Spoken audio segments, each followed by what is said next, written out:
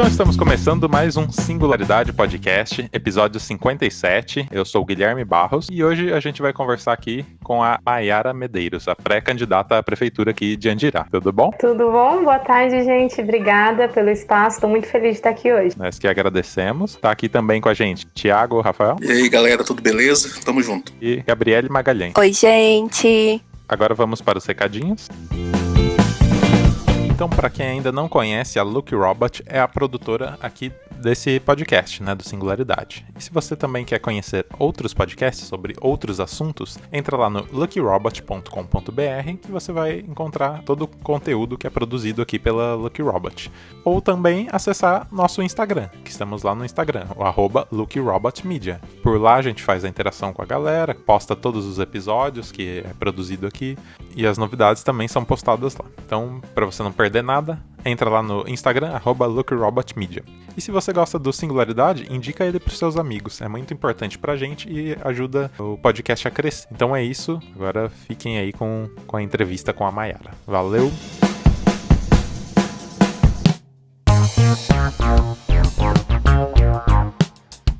Mayara, conta um pouco pra gente da sua história de vida. Você pode fazer um resumão aí pra gente te conhecer melhor? Posso sim. Bom, eu sou nascida e criada aqui em Andirá, tenho 30 anos, estudei a vida toda aqui em Andirá também, escola pública, e depois que saí da escola, engravidei muito cedo, com 17 anos, engravidei, tive meu primeiro filho com 18 anos, aí depois, quando ele tinha 1 ano e pouquinho, nasceu meu segundo filho, eu tinha 20 anos, e aí eu respirei diante daquela realidade difícil, né, de ser mãe muito cedo, e voltei para a faculdade, fui estudar, terminei a faculdade de História e comecei a minha militância no movimento estudantil e no movimento negro. Depois de um tempo, voltei para fazer pós-graduação na mesma universidade, aqui na UEMP, em Jacarezinho. Foi onde eu me aproximei da luta política, embora desde sempre meus pais foram militantes na política. Eu me aproximei há uns 3 anos, assim, intensamente da luta política, por conta também do contexto, da conjuntura geral dos últimos anos no nosso país. Você falou que começou a atuar nesses movimentos, né, na época da faculdade. O primeiro contato foi lá na faculdade ou já é uma coisa que veio de casa? O movimento político é de casa. Meu pai sempre foi militante, viveu no período da ditadura civil-militar, foi por muitas vezes violentado pela ditadura. E aí, desde pequena, eu tenho essa realidade contada pelos meus pais, principalmente pelo meu pai, essa convivência política desde muito cedo. Mas como atuando na política e atuando como me entendendo inserida na minha realidade como política na faculdade. Foi na faculdade, eu sempre digo, que no 3º ano foi quando eu me vi negra, assim. Aprendi que eu era uma menina negra lutando por uma sociedade melhor. Vai se descobrindo, né? Se conhecendo melhor. Isso, você vai se descobrindo e é aquilo que a gente fala, parece até clichê, mas o conhecimento, essa oportunidade de acesso ao conhecimento liberta e faz conhecer você mesmo, né? Com certeza. E da onde que vem essa necessidade, esse desejo de se candidatar? É algo que você quer mudar na sociedade? É uma insatisfação do jeito que as coisas estão? Como que é isso? Olha, Guilherme, não vou mentir. Na verdade, o que eu sinto é uma necessidade mesmo de sobrevivência. Nós vivenciamos um período onde têm sido desconstruídos direitos fundamentais para a existência de qualquer ser humano no nosso país, principalmente nós, que somos mais pobres, que somos os estudantes, né? No caso, agora eu já não sou estudante, terminei a faculdade, terminei a pós-graduação, mas como tem uma pequena empresa da onde a gente tira o nosso sustento, é uma questão de sobrevivência. A gente tem vivido anos de destruição de direitos básicos. Nesse sentido, nesse cenário político que nós temos hoje no nosso município, eu não vejo outra saída a não ser se posicionar diante de tudo que está acontecendo. E se posicionar, eu entendo que é colocar o meu nome à disposição para que as pessoas possam conversar, construir diálogos e pontes que possam mudar de alguma maneira o meio que a gente vive. Isso do diálogo é muito importante, né? E eu não vejo muito isso acontecer aqui em Andirá. São raras exceções, né? Dos políticos que abrem esse diálogo. E a gente que fica meio que sem um canal, né? Pra cobrar os políticos, né? Dos seus projetos, pra trocar uma ideia mesmo, né? até mesmo propor ideias, né? É muito mais do que cobrar. Eu entendo, Guilherme, que toda política tem que ser construída pelo povo e não para o povo. A pessoa que vem de uma outra realidade não entende o que a gente precisa da nossa realidade, nem eu de outras. Então, se nós, como políticos, como cidadãos, não nos sentarmos com as pessoas e construir junto com elas novas políticas que atendam da melhor maneira possível a todas e a todos, sem distinção, nós não conseguimos avançar nunca. Porque, como você disse, não existe um elo de ligação, a não ser o voto. O que a gente está propondo é outra coisa, é construir junto com o povo andiraense uma nova política que nós nunca experimentamos nos 75, 78 anos de idade da nossa cidade. Então é isso, diálogo, construir pontes, falar sobre as coisas que nunca se falaram. A gente fala sempre, todas as eleições, dos mesmos temas e nós nunca conseguimos avançar neles. Por quê? Porque é um diálogo de cima para baixo, é um diálogo onde as pessoas só ouvem, elas não participam, e aí não avança, não constrói, e a gente continua na mesma, e é isso. Ainda mais agora, né, com todas essas ferramentas, né, das mídias sociais e com a possibilidade de fazer lives e interagir com o público, né, eu acho que é uma boa oportunidade para estreitar esses laços, né, e conversar de igual para igual, né, igual você disse. Com certeza. E é interessante também que eu, em algum momento, depois de 2016, eu me desliguei das redes sociais, achando que eu não conseguiria mais transitar nesse meio. E o que eu entendi nesse tempo que eu fiquei fora é o contrário, que a gente tem que ocupar esses meios e fazer o uso deles, já que mesmo que quando a gente não tem essa possibilidade de impulsionamento e não queremos robôs trabalhando para nós, a gente tem a possibilidade de falar com as pessoas porque as pessoas estão presentes nas redes sociais. Não todas, né? A gente entende que a maioria dos brasileiros não tem acesso a essa ferramenta, mas começar por algum lugar, e nesse momento de pandemia, onde a gente está mais isolado, distanciamento social, é uma ferramenta que eu tenho achado imprescindível. As pessoas têm falado comigo. Eu tenho recebido muitas mensagens no Facebook e as pessoas falando assim, olha, eu tô me sentindo revigorada vendo a tua pré-candidatura. E eu fico muito feliz com isso, mas não só porque eu tô feliz porque eu sou a Mayra Medeiros, mas eu tô feliz porque se essa pessoa se sente revigorada, é porque nesse sentimento dela nós temos a oportunidade de construir algo maior do que a minha pré-candidatura, que só é um canal também para aquilo que é maior que a gente quer construir em conjunto, né? Em comunidade. Com certeza. Você pode nos contar um pouco das suas propostas? A nossa primeira proposta é essa, é ouvir as pessoas. Construir um plano de governo a partir da realidade de cada lugar da nossa cidade, de cada população. Nós temos muitas possibilidades, mas nós não temos tantas promessas, porque a gente está um pouco saturado disso também, né? Essas promessas vazias, essas promessas que não estão de acordo com a realidade da nossa cidade. Então, o principal viés que a gente tem entendido essa candidatura, eu digo sempre nós, porque tem muita gente comigo pensando nessa pré-candidatura, construindo e trabalhando por essa pré-candidatura, é nesse sentido de ser um plano de governo coletivo, cooperativo e que entenda que a Prefeitura Municipal de Andirá é o Estado aqui e a gente precisa de um Estado presente e forte. Então nós temos o seguinte, nós temos a possibilidade de organizar o que a gente já tem, porque a gente sabe também que o ano que vem vai ser um ano muito difícil, um ano pós-pandemia, que infelizmente nós não tivemos até agora em nenhum momento uma política geral, organizada, solidária, que fizesse com que a gente tivesse menos impactos depois que tudo isso passar. Então a gente sabe que realmente vai ser um ano difícil. Mas se nós observarmos a realidade e a conjuntura da nossa cidade, já dá para organizar muita coisa que já faria Andirá funcionar muito melhor. Por exemplo, nós temos os produtores familiares e eles têm até produção orgânica de produtos. A prefeitura pode, por exemplo, organizar, ceder um espaço onde a gente poderia organizar um mini Ceasa, onde nós atenderíamos as cidades da região, Jacarezinho, Santo Antônio, Barra do Jacaré, Itambaracá, Bandeirantes. Com os produtos aqui de Andirá, nós temos essa capacidade, porque esses produtos continuam sendo produzidos. Nós geraríamos emprego, geraríamos renda para a nossa cidade e ainda valorizaríamos e fortaleceríamos a agricultura familiar, já que hoje é dia 25, dia da agricultura familiar. Essa é uma das coisas que a gente pode fazer. Tem muito mais coisas que a gente pode fazer. A gente tem que sentar no bairro e conversar com as pessoas. Você precisa de sala o bairro está precisando de vaga em creche ou de asfalto? Se nós não temos como fazer tudo, vamos conversar com as pessoas para ver o que elas precisam, né? As prioridades, né?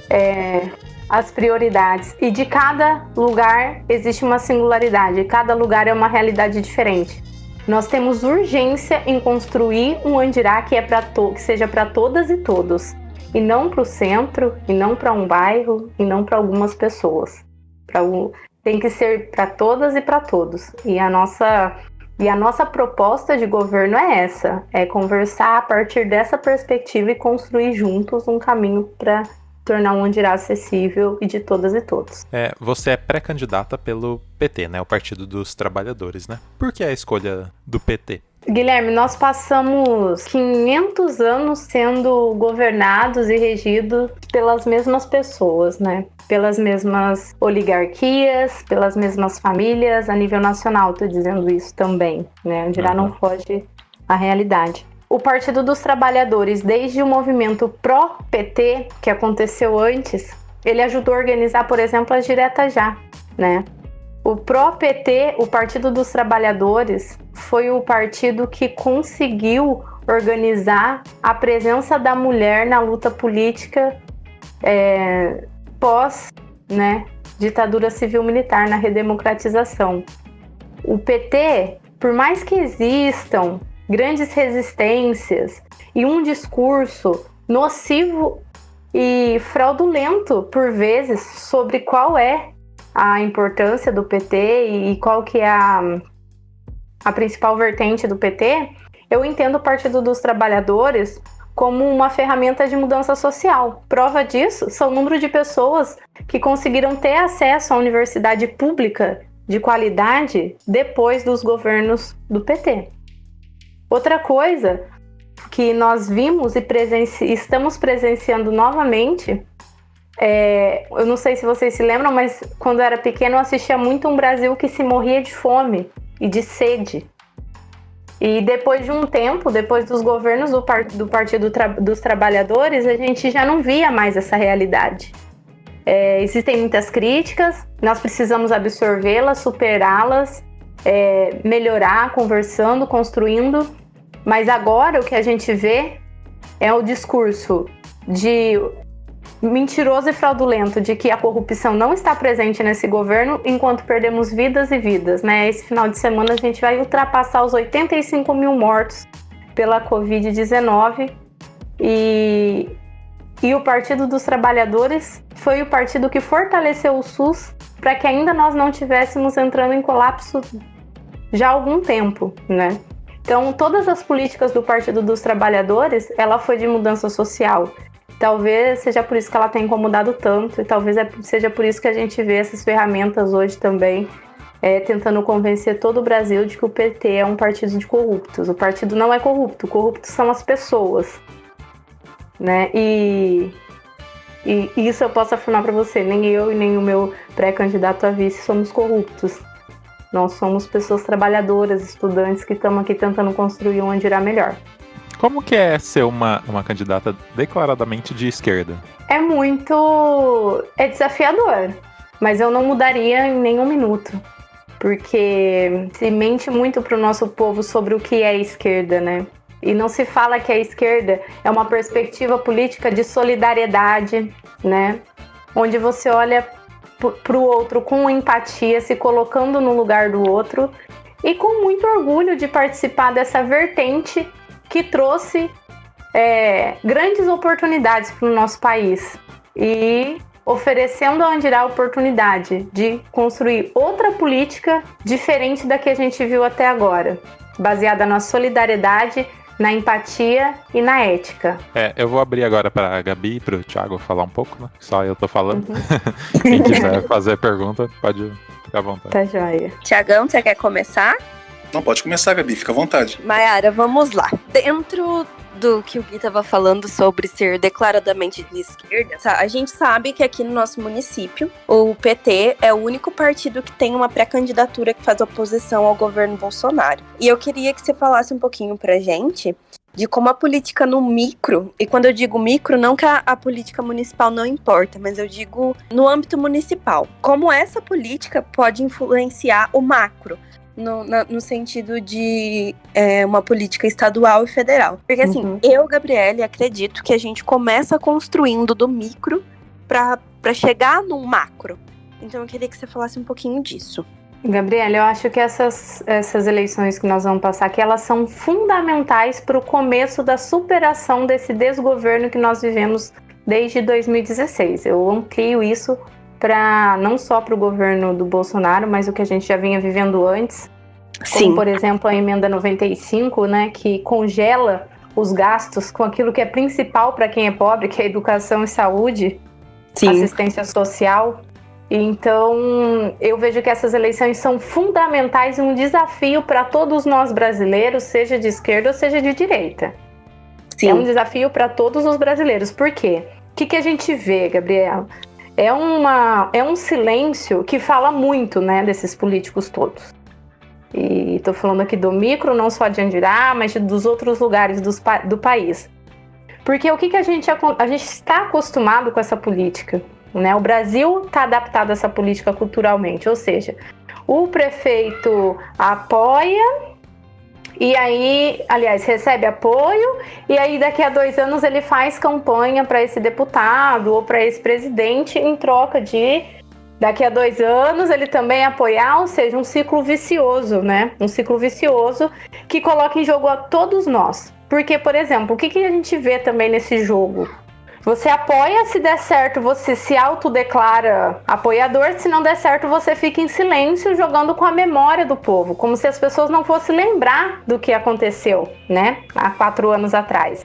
E por que é fundamental que a gente se fortaleça? É fundamental que esses 25% que ainda apoiam, né, esse governo, que é cúmplice de todo tipo de genocídio que tem acontecido no nosso país, é fundamental que a gente demonstre para eles e também para os nossos governantes, para os nossos líderes políticos, que nós estamos atentos ao que está acontecendo no nosso país e mais, nós somos vítimas do que está acontecendo no nosso país. Sim. E se nós não estarmos atentos logo para isso vai ficar pior e cada vez pior. E a gente vai ficando mais difícil você construir redes de resistência.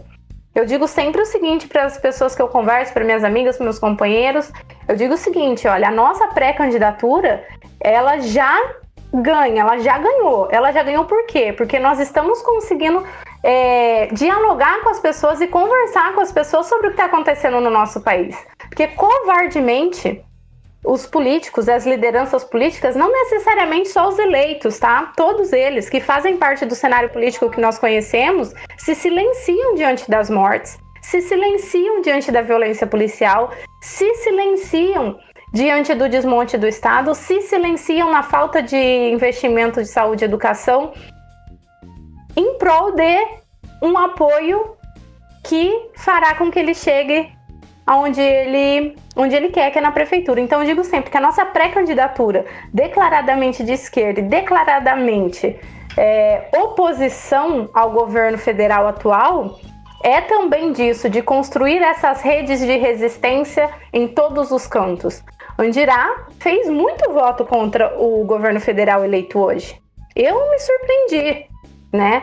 Eu esperava até que esse número fosse menor. Ou seja, tem muitas pessoas aqui em Andirá que não concordam com isso. Mas nós estamos em ilhas. E essas pessoas não estão entendendo que todas essas candidaturas que a gente já conhece são apoiadoras desse governo. Por conta da covardia, né? De não dizer, de não se afirmar. Porque eu me afirmo oposição do Jair Bolsonaro e arco com as consequências disso. Me silenciar fala mais do que as minhas palavras agora. Então é fundamental que a gente tenha candidaturas no Brasil todo para que a gente, pouco a pouco, consiga superar esse momento de ódio, de discurso de ódio, de violência, de enaltecimento do achismo, desvalorização total dos nossos professores da ciência. É fundamental essas pré-candidaturas no momento. Perfeito, concordo bastante com você. E eu queria acrescentar um pensamento meu, que a gente não consegue chegar na escada ao topo sem antes construir a base. Então, eu acredito muito que as eleições municipais dizem muito sobre isso. Às vezes as pessoas ignoram essa questão partidária também nas eleições municipais, porque, fulano, ainda mais a gente que tá numa cidade super pequena, porque fulano é meu conhecido, ciclano é meu conhecido, e a gente esquece de como essa construção política acontece, de como isso influencia e pode influenciar ainda mais nas eleições estaduais e federais. É isso mesmo. Nós precisamos entender que a política começa nos pequenos municípios. Porque se não fosse assim, eles não estariam tão preocupados em manter os prefeitos, os vereadores deles aqui, né? Isso que a gente precisa entender. A gente precisa ocupar esses espaços, porque se ele fosse ruim esse espaço, se esses espaços não fossem possíveis de mudança, eles não estariam mais ocupados por essas pessoas, elas já teriam saído. Então, esse lugar da política, esse lugar de social é o lugar de transformação. Se você sendo eleito ou não, é preciso que a gente permaneça nele para continuar resistindo e construindo pontes para o futuro mesmo. Sim. Mayara, agora eu vou para uma pergunta meio tensa aqui. Eu não sou mãe, mas eu acompanho várias mães nas redes sociais, mães e militantes, inclusive.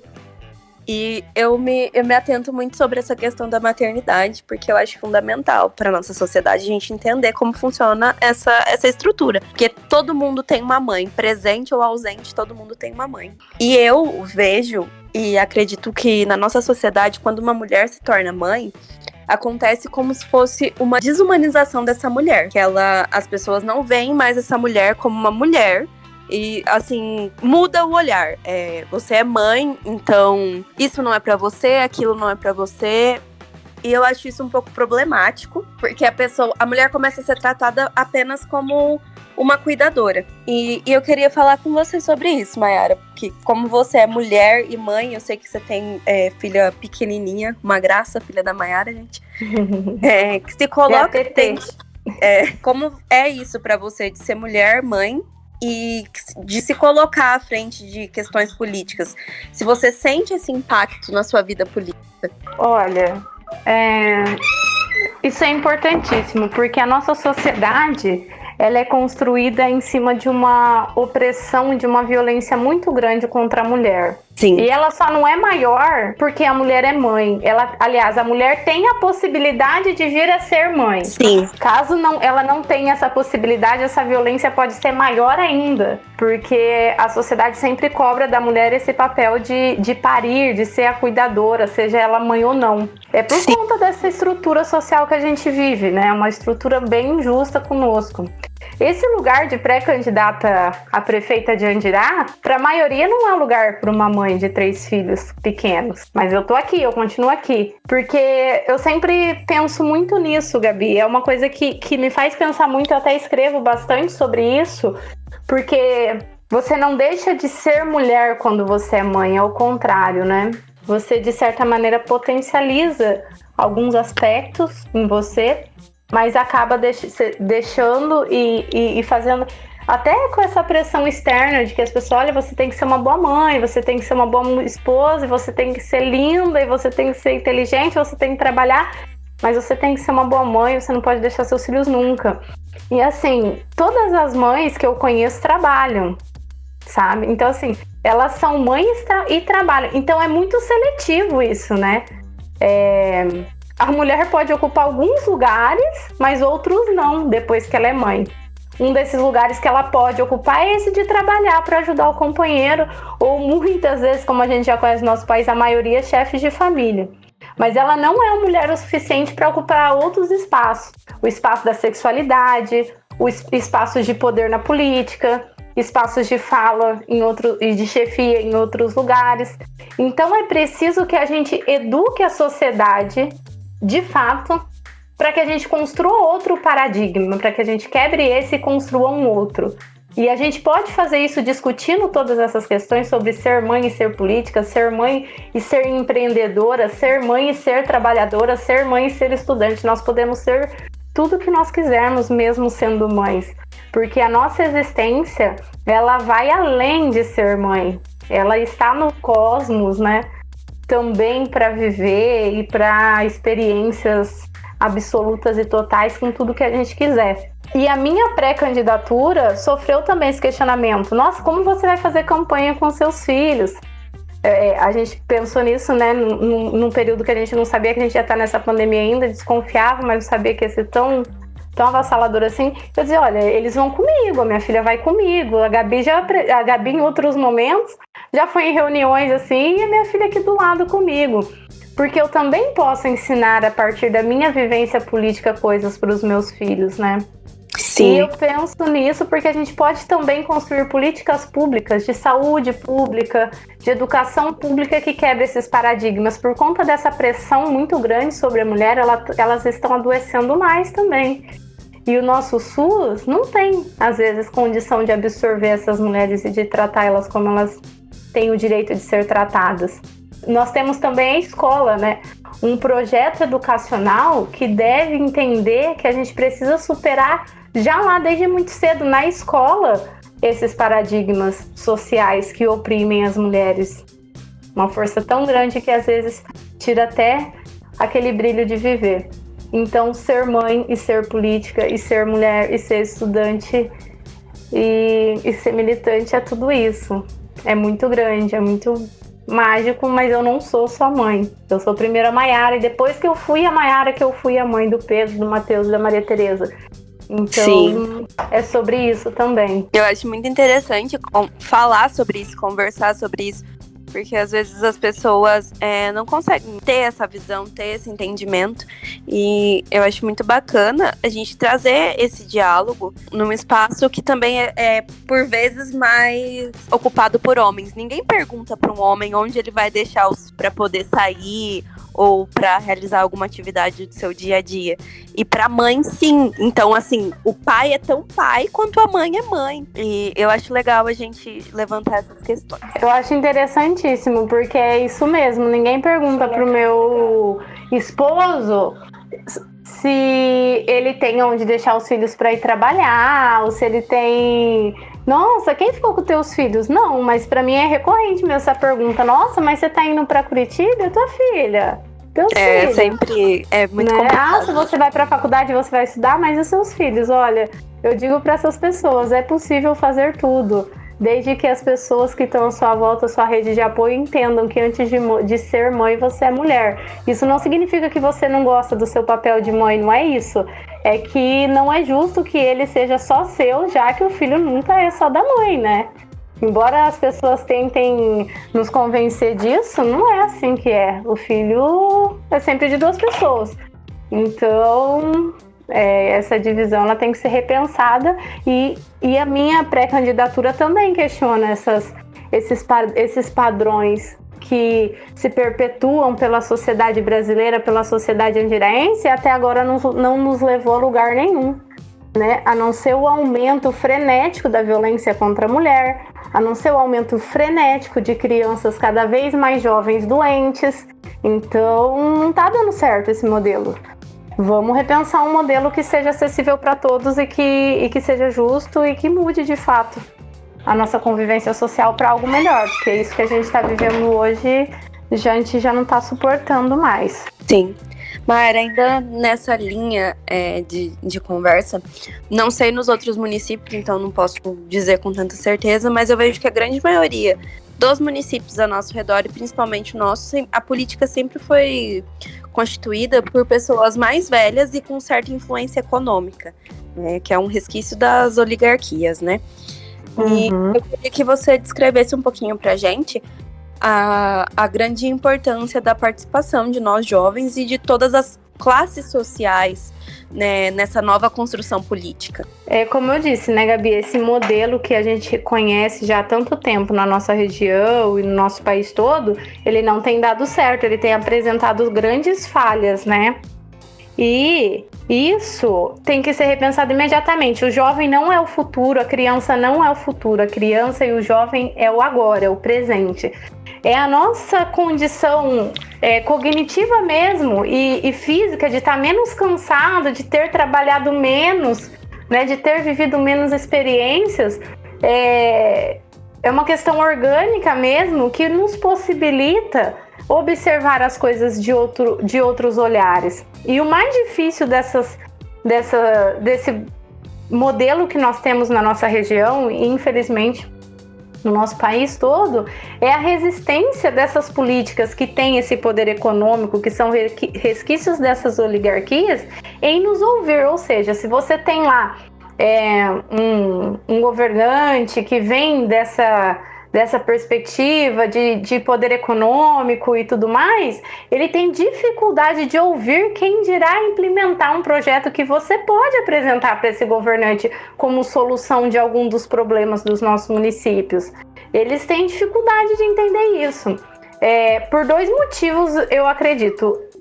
O primeiro é mesmo por essa cultura oligárquica que permanece na nossa política, né? Então, eu ouvi muito já, assim, quem você é para ser pré-candidata a prefeita? Né? Tipo assim, de qual família? Né? Sim, é muito isso. Quem é? Quem é seu marido, né? Quem é o seu esposo? Você é casada? Né? Seus filhos são filhos do mesmo pai? Essas são as perguntas que eu tenho recebido, assim, frequentemente. Gente, o quão absurdo isso é. Quão absurdo isso é, né? Eu sou casada com meu esposo já há quase 15 anos, ele é pai dos meus 3 filhos, mas se não fosse, isso não me impediria em nada em viver a experiência de ser pré-candidata a prefeita. A importância, e o que você falou da importância de ter outras classes econômicas, é o seguinte: nós sabemos das nossas necessidades e outras pessoas que vêm de outras realidades, por mais que elas se esforcem, elas não conhecem a nossa realidade. Elas não conhecem como é difícil você ter que escolher entre uma coisa e outra para dar para os seus filhos. Nós conhecemos, a gente sabe qual é essa realidade. Eu vim dessa realidade, vivenciei um tempo em que foi mais tranquilo, onde a gente tinha mais acesso, e agora estamos voltando a um tempo de escolhas. Né? E ainda para nós é um tempo de escolha, mas para muitos é um tempo onde já não se tem nada, né? Onde já não se tem comida, a fome voltou, o Brasil voltou para o mapa da fome no mundo. E Andirá não foge a isso. E agora, observando a cidade como um todo, também saindo da minha realidade aqui, da minha casa, do meu bairro, a gente já percebe isso já está começando a ficar escancarado. Então, ou seja, essas pessoas que vêm de outras realidades não têm condições de construir uma política porque elas simplesmente não ouvem essas pessoas, não são empáticas com essas pessoas. Sim. E o jovem, eu acho que tem mais facilidade nessa construção. A gente está mais ligado a essas redes sociais, né? A gente tem uma facilidade, embora as pessoas mais velhas estão assim arrasando, né? Meus companheiros me ajudam muito com isso, mas a gente já vem de uma geração que está mais interagindo, entendendo o mundo mais dinâmico e tudo mais, e ainda mais esse jovem que veio de um berço que não é de ouro, né? Que é de palha. Sim, bem isso. Nayara, aqui vou deixar minha última perguntinha aqui.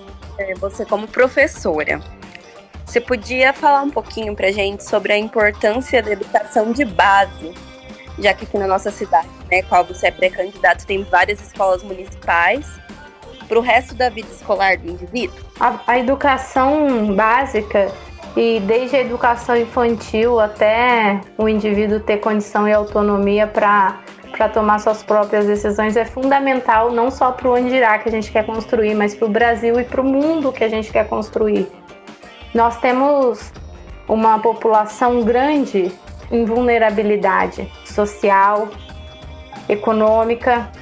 A escola tem o dever e o papel de minimizar o impacto que essa política neoliberal mundial, assim, econômica, joga em cima dessas pessoas que são mais pobres. Sim. Nós precisamos com urgência, pensar a escola em período integral para o maior número de crianças em Andirá possível. Uma escola de período integral que não é ir lá e deixar a criança, mas é uma escola que a atenda de maneira afetiva, educacional, e que dê a ela condições para que quando ela for encarar o mundo sozinha, ela esteja mais preparada. O primeiro meio que a gente nasce e a gente é inserido na sociedade é a família. E é constitucional, é dever da família, do Estado, oferecer a essa criança condições para que ela tenha uma vida digna, para que ela tenha o mínimo. Então a educação no meu plano de governo é algo assim, é a menina dos olhos, assim, sabe? Sim. É algo que eu me emociono de falar, porque eu tenho 3 filhos que estudam escola pública, vão estudar sempre, porque eu não tenho condição, e defendo e amo a escola pública, acho um lugar de grandes possibilidades. Mas a gente precisa urgente pensar nesse ampliamento de vagas, de período integral. A gente precisa urgentemente pensar e auxiliar os nossos professores que estão tentando fazer alguma coisa diferente, mas por conta da estrutura não conseguem. Então, essa última tentativa do governo de destruir o Fundeb, que é aquele mínimo que a gente tem para fazer com que as escolas continuem funcionando de maneira minimamente digna, a gente tem que urgentemente parar e pensar. A gente precisa de escola em período integral, porque se a gente dá condições para essas crianças terem um futuro diferente, daqui a 10 anos, daqui a 5 anos, a gente vai viver um Andirá diferente. Não demora muito, mas é preciso fazer agora. E é preciso parar de promessas, é preciso sentar com as pessoas nos bairros e construir isso, junto com elas. É o que eu vejo de mais urgente, assim. Eu tiro por mim, porque a minha vida toda... Hoje em dia, eu estudo em uma universidade privada, porém sou bolsista pelo ProUni. Uhum. Então, assim, toda a minha vida escolar foi construída em escola pública. E quando eu fui para a faculdade, eu percebi é uma diferença imensa de você ter passado sua vida toda numa escola pública quando você chega para estudar com pessoas que vieram de escolas particulares. Porque eu vivi isso, assim, na pele. Porque, assim, eu tive, no meu primeiro ano de faculdade, eu tive que voltar a fazer aulas de matemática básica para poder acompanhar a minha turma. E eu não culpo os meus professores, porque eu sei que dentro das possibilidades eles fizeram o que estava ao alcance pela minha educação. Mas é uma questão que me pega muito a questão da educação, por isso que eu deixei essa pergunta pro final, que é uma preocupação muito grande minha, é uma coisa muito grandiosa para mim, que mudou a minha vida e mudou a vida da minha família.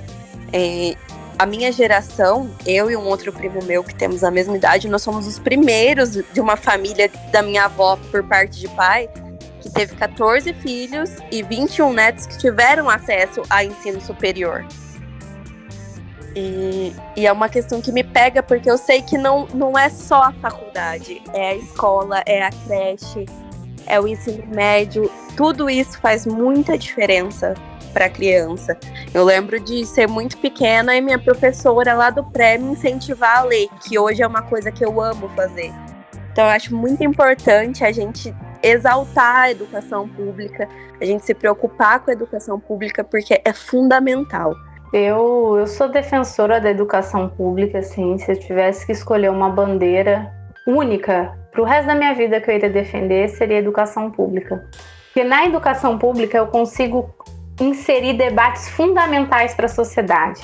E se eu coloco ela desde muito pequenininho, lá no maternal, lá na creche, no berçário, até o 5º ano, que é onde a educação municipal atende, quando essa criança for pro fundamental lá da escola estadual, ela vai questionando coisas. A gente tem mania de achar que essa criança até 11 anos não tem consciência, que ela não consegue elaborar grandes questionamentos.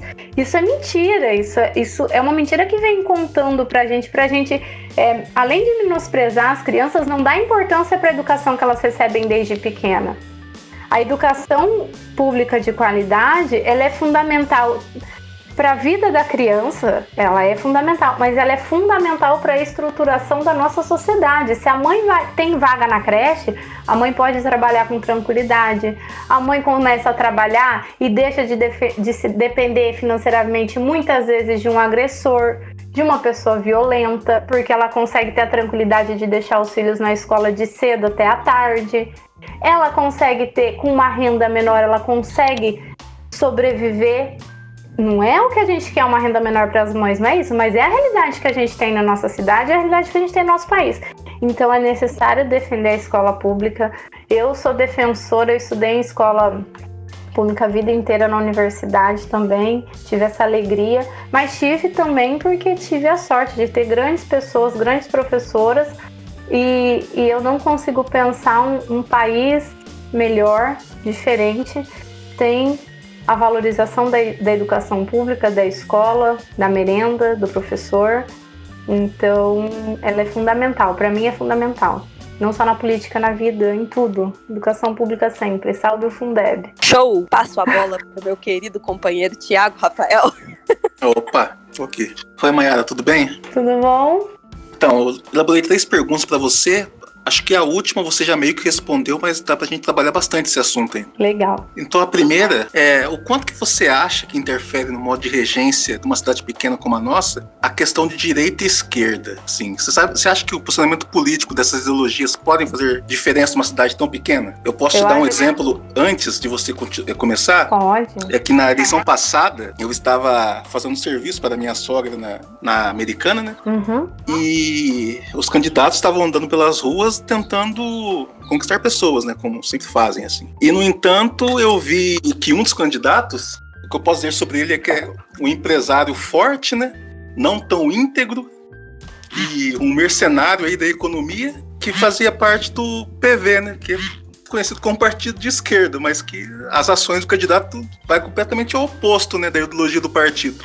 Ou seja, é uma prova que na cidade pequena as pessoas não estão muito familiarizadas com isso, um pouco por não saber, né? Um pouco por não se importar. Mas o que você acha disso? Essas duas perspectivas de mundo, elas são fundamentais para o mundo, não só para a pequena cidade.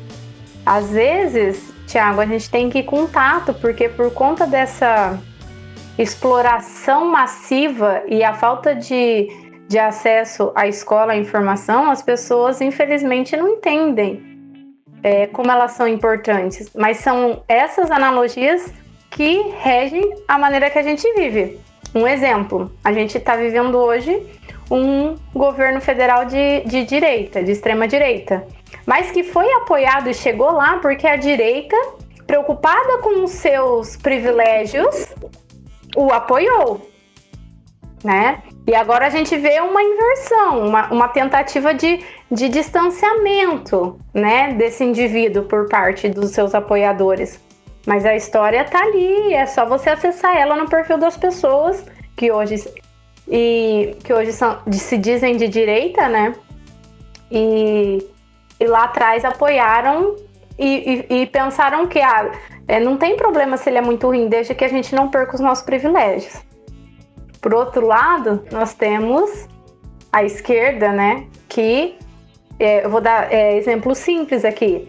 Por exemplo, nós temos direito a férias, a 13º, nós temos direito a salário maternidade, a seguro-desemprego, e todas essas vitórias, elas foram constituídas basicamente com a luta de quem tinha uma perspectiva mais de esquerda. Por que que em Andirá é fundamental? E eu não vou me ausentar desse debate sempre que ele surgir. Porque até hoje nós vimos governos alinhados aqui, né? Mesmo quando se diziam de esquerda, alinhado com essa política que a gente já conhece há tanto tempo. E Andirá não avança, ele regride. Quando eu era pequena, vocês são mais jovens que eu, mas quando eu era pequena, nós chegamos a ter quase 30 mil habitantes em Andirá. E hoje nós temos menos que 20. Isso foi muito bondade da sua parte, só para deixar claro. Não sei. O Guilherme HD eu sei que sim. Então, assim, quase 30 mil habitantes. E agora a gente tem com menos de 20. É um modelo que se perpetuou e que não tem dado certo, né? E aí essas pessoas que têm falta de condição de debater a partir de políticas construídas por eles usam então essa narrativa de que a esquerda não presta, a esquerda quer o mal das pessoas, mas não se limitam a isso, porque se você convidar ele para debater quais foram os governos que avançaram em direito dos trabalhadores, que avançaram em acesso à educação, em fortalecimento do SUS, em fortalecimento principal, até inclusive das empresas, os quais eles são donos, foram governos de esquerda, ou governos aliados com a prática da esquerda. Então essa analogia é fundamental. É complicado debater isso num lugar onde a gente vive por conta dessa exploração massiva fez com que a gente criasse uma cultura pareada com esse pensamento de quem manda. Mas ela é fundamental e eu não abro mão dela. Sim. Eu fiz essa pergunta porque eu acredito que a grande maioria das pessoas não tem esse entendimento de o que é uma política de esquerda e uma política de direita, na verdade. Eu já conversei com muitas pessoas, né, que se diziam que eram de direita, por exemplo, mas depois de alguns questionamentos perceberem que, na verdade, tipo, não era, né? Tipo, pergunta simples, como, o que você acha? Você acha que, tipo, em um cenário onde o Estado fosse mínimo e o capital fosse mais forte e as pessoas ganhassem mais, você acha que daria certo, por exemplo, ser pago, né, a saúde, a educação ou a segurança e tal? E a pessoa, não, eu acho que isso não aconteceria, porque o rico vai querer sempre mais e tal. Fala, bom, então esse é o posicionamento de esquerda, sabe? E a pessoa não sabia. Daí, por isso que eu acho que é complicado, né? Não, é muito complicado, Thiago, porque as pessoas elas têm sido enganadas por muito tempo e agora a gente, infelizmente, descobriu tarde que essa quantidade de informações que essas pessoas recebem, ela convence as pessoas que a esquerda é má, né?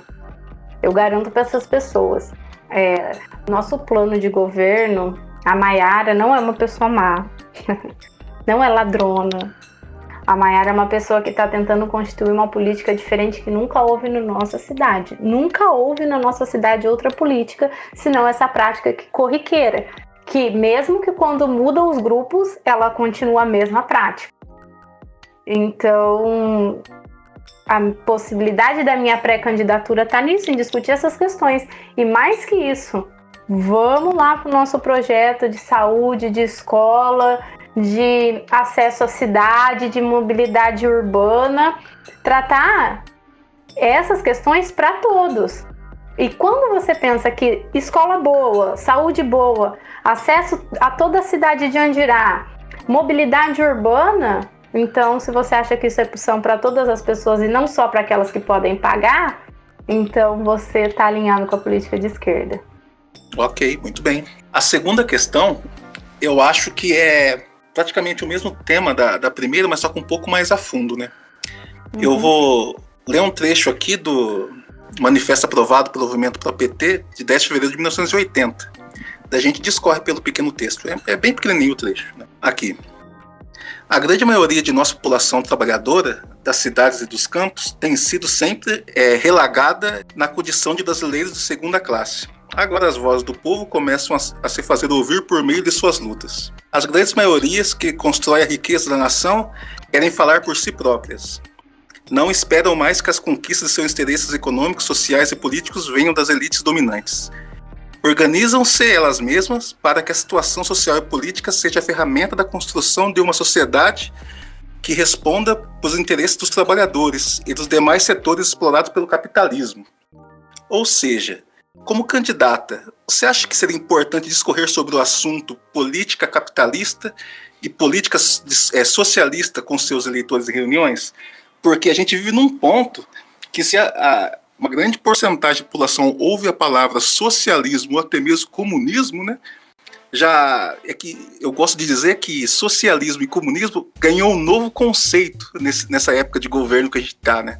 Completamente distorcida. Então as pessoas já entendem como uma coisa completamente ruim e maligna. Você acha que, tipo, é um assunto que deve ser abordado em reuniões para, tipo, acarretar mais eleitores ou não? O que você acha?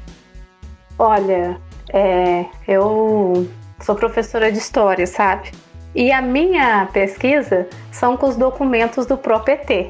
Então eu conheci esse trecho do movimento Pro-PT, principalmente que diz respeito às mulheres. Já há muito tempo, desde sempre, o uso desse medo pelo comunismo, desde Vargas, ele muda a história política no nosso país. O Jango tinha, quando falou em reforma agrária, o que eles fizeram? Vamos falar que ele é comunista, colocou medo na população inteira e a população... Se as pessoas soubessem de fato o que é o comunismo, elas topariam na hora, né? É isso que eu vi. Não iam perder nada. Mas eu vou ser sincera e até peço licença para vocês, assim.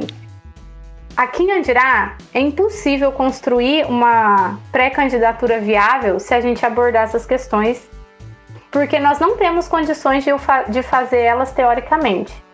Se nós tivéssemos condições de dar grandes aulões, assim, grandes debates na praça, onde eu, você, o Guilherme, a Gabi pudesse participar e as pessoas perguntarem sobre as dúvidas dela, lógico que nós ganharíamos e avançaríamos muito como nunca antes. Mas não é a nossa realidade.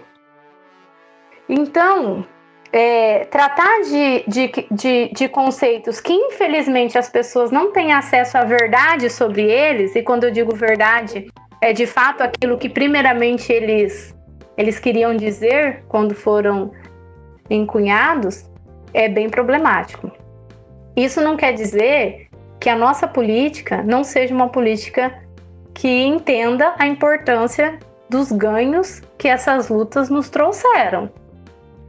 Mas eu, como Maiara, prefiro não entrar nessa questão. Até porque a implementação do comunismo e do socialismo no Brasil ela é impossível, ela é inviável, né?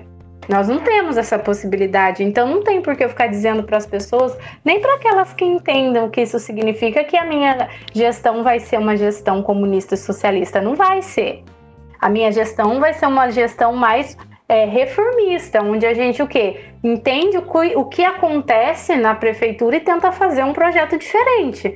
Isso também não significa que nós não estaremos remodelando todo o modelo de educação, de saúde, de mobilidade urbana com essa perspectiva, e também podemos inserir essas discussões, porque se a gente insere essas discussões, se a gente chama um consórcio com a universidade para fazer uma formação continuada para as nossas professoras e professores do município, a gente pode discutir essas questões. Mas primeiro, com cuidado, a gente tem que construir um caminho, assim. Eu penso que também discutir isso é construir um caminho. Você constrói um caminho para chegar em algum lugar. Não dá para pular etapas. E tratar de socialismo e comunismo agora seria pular uma etapa, ia ser até mentirosa e fraudulenta, porque não é isso que a gente está propondo. É uma outra coisa. Mas concordo que é problemático. É bem problemático, principalmente não só em Andirá, mas no Brasil todo, viu? Sim, é verdade, porque eu gosto de dizer, conversando com o Guilherme, Danilo, com a Gabi, né, é que esse comunismo, né, inventado pela direita, né, ele passa muito longe, né, do comunismo proposto por Marx no Manifesto Comunista. Então, infelizmente, né, o que esse comunismo, eu gosto de falar de comunismo da direita, eu gosto de chamar. Esse comunismo da Marx direita. Marx revirou agora, o Engels também. Exatamente. Daí, então criou-se esse monstro, né, que as pessoas abominam. Né? Encerrando esse assunto agora, eu vou para minha última pergunta. Uma pergunta mais casual, assim, foi por conta das experiências que eu tive, né? Que eu trabalhei muito tempo no ramo da construção civil. Então a gente conversa com muitas pessoas, né? Daí você vai entendendo, o quanto que a nossa população é leiga, né, em esses assuntos políticos ainda. Mas, vamos lá. Em qualquer conversa de amigos, familiares ou assuntos de rua, é normal os andiraenses criticando a saúde, segurança e infraestrutura da cidade. A educação, por sua vez, nessa época de pandemia, está sofrendo ataques também. Mas nenhuma dos anteriores vem sendo mais abordada pelas pessoas quanto à falta de desemprego na cidade. Você já falou sobre uma possibilidade de emprego no começo do podcast, né? Você tem mais ideias do que pode ser feito? Como você entende como está esse cenário para Andirá aceitar empresas, por exemplo? Porque isso é um meio que, se for bem exposto, bem conversado, é um caminho muito bom, sabe? Para uma possível candidatura. Olha, isso do emprego, primeira coisa que a gente tem que parar de fazer, e é uma das coisas que me motivaram também, é as mentiras que nos são contadas por muito tempo. Há muito tempo nós ouvimos que vão vir grandes empresas para Andirá. Há muito tempo nós ouvimos, eu vou trazer uma empresa que vai gerar 500 empregos para Andirá. Há muito tempo. Isso não vai acontecer, não aconteceu e não vai acontecer. Eles estão mentindo para as pessoas. Precisamos parar de mentir para as pessoas e começar a tratar a nossa realidade com verdade, com as pessoas, para que a gente supere junto esse cenário. O ano que vem vai ser um ano muito difícil, um ano pós-pandêmico, de um país que não tem política de superação nem econômica nem sanitária dessa crise. Então vai ser um ano muito difícil. Mas nós temos possibilidades. O mundo vai ter que repensar o trabalho depois dessa pandemia, não vai ser só Andirá. O mundo todo vai repensar o trabalho. O trabalho cooperado é um caminho que já mostrou em outras crises possível, viável e factível. É possível fazer. Em Andirá é possível organizar cooperativas que prestam serviços para grandes empresas que não vão vir para Andirá. Nós podemos fazer isso, mas existe, até penso, que uma falta de interesse dos nossos políticos por isso. Em manter o status quo, em manter como está, para quem está ganhando muito, continuar ganhando muito e quem ganha pouco ganhar cada vez menos. Nós temos aqui confecções em Andirá. Nós podemos, enquanto prefeitura, nos organizarmos em cooperativas e oferecer o nosso trabalho, as nossas instalações que já tem aqui das nossas empresárias, das nossas microempresárias, para produzir para fora, valorizando o trabalho de quem está aqui. Se o Estado mediar, se nós buscarmos, existe a possibilidade. Existe a possibilidade de nós constituirmos consórcios com as universidades que nos rodeiam nas cidades aqui do lado, para poder trazer salas de curso técnico. Isso já foi feito antes, foram feitos em outras cidades. O IFE oferece essas salas e aí a gente consegue qualificar, né, a mão de obra, a tão falada mão de obra qualificada, e aí a gente tem condições de negociar com alguma empresa. Andirá não tem porto, Andirá não tem aeroporto, Andirá não tem universidade formando essas pessoas que essas grandes empresas precisam. Então é mentira, elas não vão vir para cá. Parem de mentir para os eleitores. Eleitores, escutem isso, não aceitem mais essas mentiras. Elas não vão acontecer. Outra possibilidade, nós temos a possibilidade de organizar um banco do povo. A gente já falou um pouquinho disso em uma das nossas lives. Impedir uma emenda conjunta com os nossos deputados federais e organizar um banco do povo. O que seria esse banco do povo? Você pega uma emenda, por exemplo, de R$1 milhão, você coloca no mercado financeiro, lógico, orientação do economista, da rede que nós temos de economia, do nosso partido, no parlamento, né, na nossa Câmara de Deputados, investe no mercado financeiro, ele multiplica por 8 esse dinheiro, você pega esse dinheiro e empresta aqui em Andirá. Empresta para quem? Para um cara que quer começar a vender pipoca, mas não tem a pipoqueira. Ou para uma mulher que quer colocar um balcão lá na garagem dela e começar a vender lanche. Você movimenta a economia, você fortalece os pequenos e ainda gera dinheiro para a Prefeitura Municipal. A Prefeitura Municipal tem que parar de ser só aquela que produz para pagar funcionário. E a gente não pode deixar de fortalecer o funcionalismo público, porque por muitas vezes no bairro, lá longe, a única presença do Estado é a partir daquele funcionário público que está lá. Então, o Estado tem que estar presente e nós temos que fortalecer o Estado, fortalecer a Prefeitura, para que a gente possa negociar com as empresas, para que a gente possa fazer política com as cooperativas, para que a gente possa instalar um mini SEASA aqui em Andirá e atender a região toda.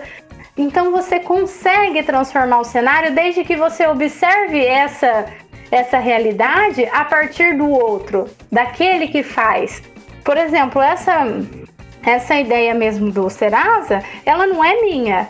Eu estava andando na rua, uma pessoa me parou e falou assim: depois eu vou pedir licença, que eu quero pôr o nome da pessoa lá, porque foi ela que me disse: Mayara, que legal que você está pré-candidata, eu vou votar em você. Olha, dá para fazer isso. Simplesmente porque essa pessoa me viu como igual a ela e ela se sentiu no direito de falar comigo. E se eu agisse como os políticos que a gente conhece até hoje, a pessoa nem falaria comigo. E olha a possibilidade que ela me mostrou, que ela mostrou que é possível fazer por Andirá, né?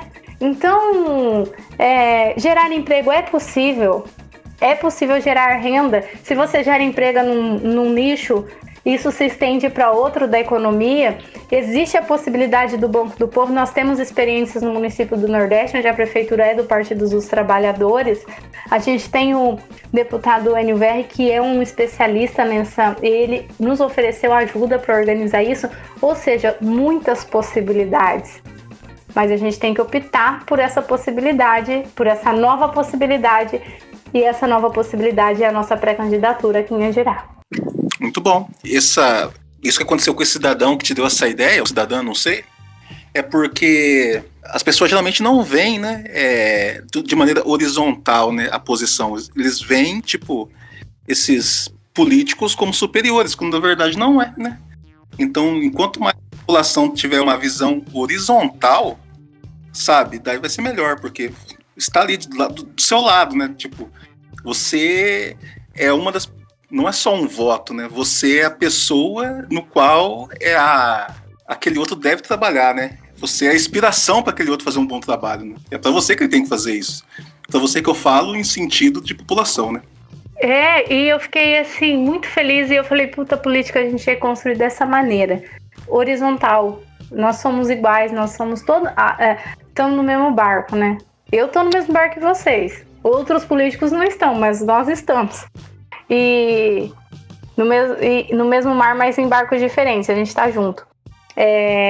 Eu fiquei muito feliz porque é isso, né? Olha, essa pessoa é um rapaz, tem uma padaria, e essa pessoa ela me viu ali como igual, né? E é isso mesmo, eu sou igual a ela, e mesmo que depois, lá na frente, se eu for eleita, eu vou continuar sendo igual a ela, isso não muda nada. E a gente precisa começar a entender a política dessa maneira urgentemente, mesmo que no final o resultado não seja aquele que a gente espera. A gente ajudou a debater Andirá, a gente construiu possibilidades e mostrou para todo mundo que tem outras possibilidades. E não só essa do salvador da pátria ou da salvadora da pátria. Não existe salvadora da pátria, não existe salvador da pátria. Existe política pública que tira e que diminui a desigualdade na nossa cidade e no nosso país. Você pode optar por ela, você pode optar por a que a gente já conhece há tantos anos e não deu resultado nenhum até agora. Exato. Não existe salvador, muito menos Messias, gente. Muito menos Messias, não existe Messias. Fica aí o trocadilho pro final. Para refletirmos, né? Fica aí a reflexão, galera. É isso, vamos refletir, vamos superar esse momento, por favor. Bom, então é isso, esgotamos aqui as perguntas, né? Você quer deixar algum recado, Mayara?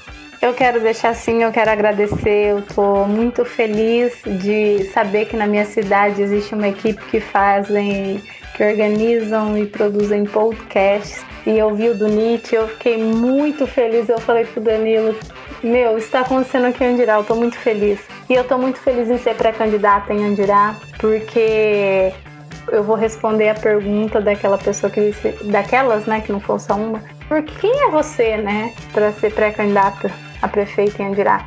Eu sou a Mayara Medeiros, filha da minha mãe, filha do meu pai, cidadã brasileira, maior de 21 anos, sem dívidas na justiça, mãe de 3 filhos, sou pré-candidata a prefeita em Andirá e quero vamos juntos construir um Andirá para todas e todos tenham acesso ao mínimo para ter uma vida digna. Chega de mentiras, chega de política de cima para baixo. A política tem que acontecer do povo e não para o povo. Isso aí, muito bem. A gente que agradece, né, você ter aceito aí o convite. E vamos deixar suas redes sociais aqui no post, né, para quem quiser entrar em contato com você, né. Acho que, como você disse, está aberto a diálogo, né. Então pode ir lá conversar com você. Pode sim, me sigam, né, nas redes sociais aí, porque eu não vou impulsionar as minhas páginas, então isso vai ser feito de maneira orgânica. Quem puder colar lá e ajudar a gente a chegar em todos os lugares aqui em Andirá, eu fico muito feliz e agradecida. Certo. Muito obrigado. Então nós voltamos no próximo episódio. Valeu, tchau, tchau. Tchau.